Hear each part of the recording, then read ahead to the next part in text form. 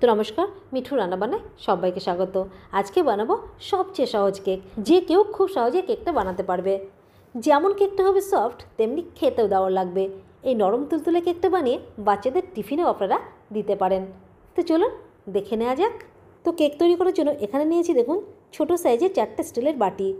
আপনারা এর বদলে কেক টিনও নিতে পারেন কিংবা যে কোনো ধরনের স্টিলের বাটিও নিতে পারেন। আর এইরকম ছোটো ছোটো বাটিতেও কিন্তু দারুণ কেক তৈরি হয়। সব বাটিগুলোর ভেতরে ভালো করে তেল দিয়ে ব্রাশ করে নিলাম। এবার এর মধ্যে ছোটো ছোটো গোল গোল করে কেটে রাখা বাটার পেপার দিয়ে দেব। দিয়ে আবারও বাটির ভেতরটা ভালো করে একটু তেল দিয়ে ব্রাশ করে নেব। এখানে দেখুন কেকের জন্য বাটিগুলো রেডি হয়ে গেছে। এবার বাটিগুলোকে সাইডে রেখে দেব। এদিকে কেক বেক হওয়ার জন্য একটা কড়াই গ্যাসের উপর চাপিয়ে দিয়েছি। এবার ভেতরে একটা স্ট্যান্ড দিয়ে কড়াইটা ঢেকে রেখে দেবো 10 মিনিট মতো।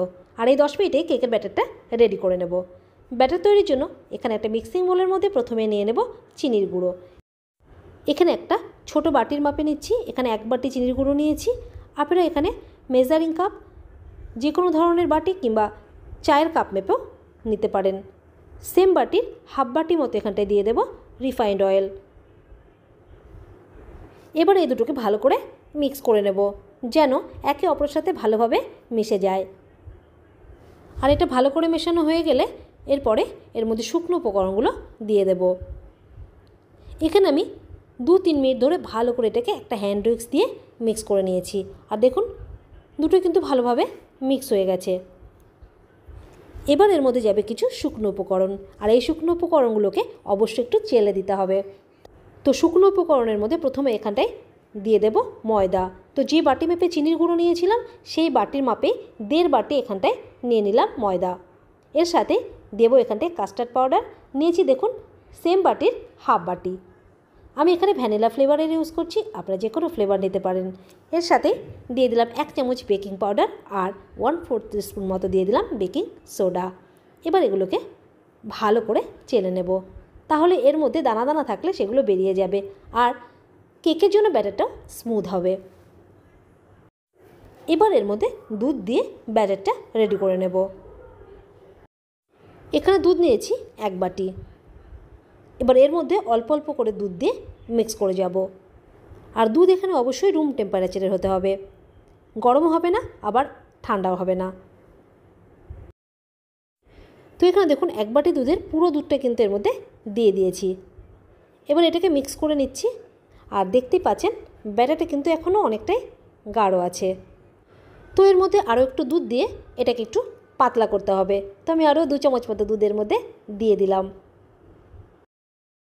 তো এর মধ্যে মনে হচ্ছে আরও একটু দুধ লাগবে, তো আমি আরও 1 চামচ মতো দুধের মধ্যে দিয়ে দেব। আর দেখুন এখানে কেকের জন্য ব্যাটারটা একদম রেডি। আর এর কনসিস্টেন্সি দেখুন, কেকের জন্য এই রকম ব্যাটারটা রেডি করতে হবে।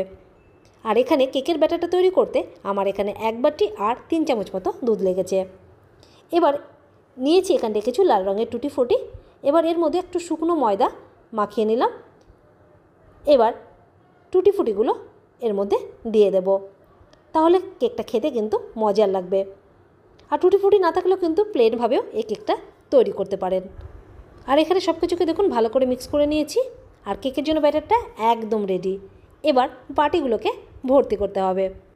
আর বাটিগুলো তো আগে থেকে রেডি করে রেখেছিলাম, এবার বাটিগুলো ভর্তি করে নেব। তবে এখানে বাটিগুলো পুরোপুরি ভর্তি করা যাবে না, ওপর থেকে খানিকটা বাদ রাখতে হবে, মানে ফাঁকা রাখতে হবে। তা না হলে কিন্তু কেক বেক হওয়ার সময় ফুলে বাইরে বেরিয়ে আসবে। এবার হাত দিয়ে এভাবে একটু বাটিগুলোকে ট্যাপ করতে হবে, তাহলে ভেতরে বাতাসটা বেরিয়ে যাবে আর ব্যাটারটাও কিন্তু সমানভাবে ছড়িয়ে যাবে। আর আরও কিছু নিয়েছি লাল রঙের টুটি ফুটি। এবার কেকের ওপর দিয়ে এভাবে একটু ছড়িয়ে দিচ্ছি, তাহলে কেকগুলো দেখতেও কিন্তু সুন্দর লাগবে। আর এদিকে কড়াইটাও ভালোভাবে গরম হয়ে গেছে। এবার একটা একটা করে বাটি কড়াইয়ের মধ্যে এইভাবে রেখে দেব। তারপর এটাকে ঢেকে কমপক্ষে 30 থেকে 35 মিনিট মতো তো রেখে দিতে হবে। অবশ্য সময় কম বেশিও লাগতে পারে। এখানে আমি 40 মিনিট মতো রেখে দিয়েছিলাম। তারপর দেখুন কেকগুলো কত সুন্দর ফুলে উঠেছে। এবার এর মধ্যে একটা টুথপিক দিয়ে দেখে নিয়েছি, দেখুন টুথপিকটা একদম ক্লিয়ার, মানে খুব সুন্দরভাবে কেকগুলো বেক হয়েছে। এখানে কেকগুলোকে কড়াই থেকে বের করে নিয়েছি। এবার 10-15 মিনিট মতো এটাকে ঠান্ডা হওয়ার জন্য রেখে দেব। মোটামুটি এখানে কেকগুলোকে ঠান্ডা করে নিয়েছি আর সাইড থেকে দেখুন বাটি থেকে ছেড়ে গেছে। এবার একটা চাকু দিয়ে সাইড থেকে একটু লুজ করে নিয়ে কেকগুলোকে বের করে নিলাম। এভাবে একটু বাড়ি দিলেই বেরিয়ে আসবে। আর তো এইভাবে কিন্তু খুব সহজে কেকগুলো বাড়িতে বানিয়ে নিতে পারবেন, বাচ্চাদের টিফিনও দিতে পারেন।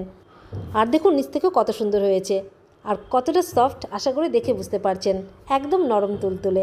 আজকের এই কেকের রেসিপিটা কেমন লাগলো কমেন্ট করে জানাতে ভুলবেন না, লাইক শেয়ার করে দেবেন আর এরকম ভিডিও পেতে চ্যানেলটিকে অবশ্যই সাবস্ক্রাইব করে রাখবেন। ধন্যবাদ।